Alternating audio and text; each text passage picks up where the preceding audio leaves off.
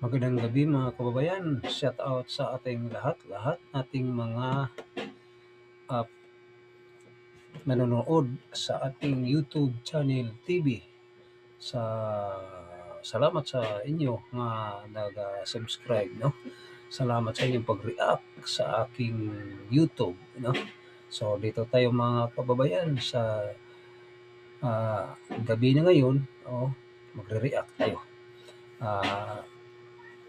Ang masasabi natin dito tungkol sa eleksyon naman, sa pagboboto, no?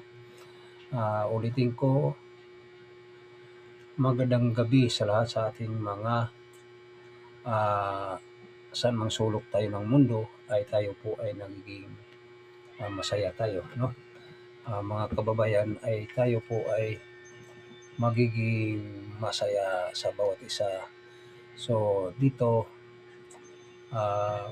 mga kababayan, ito ay isang babala. Ay yung sinasabi ko, baka magkakaroon ng dayaan, no? Bakit? Kung magkaroon ng dayaan, mga kababayan, doon na tayo sa itsa, magrevolusyon tayong lahat. Kasi bakit? Wala na tayong karapatan na magsalita sa bawat isa na Pilipino.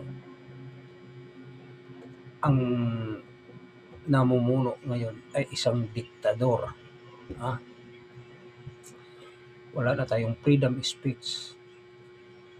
Wala na tayong responsibilidad sa ating pagsaliksik sa ating bayan.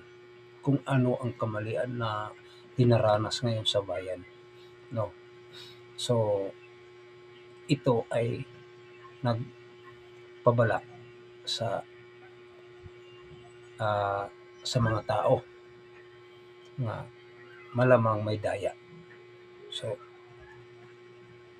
kung mayroon man nga daya, ulitin ko, doon tayo mag-ipon-ipon sa Fort Bonifacio, mga kababayan. So klarong-klaro na ang mga salita sa Malacanang. So hanggang dito lang tayo. Pasalamat ako sa inyo na mapapanood to, no. So sa lahat nating mga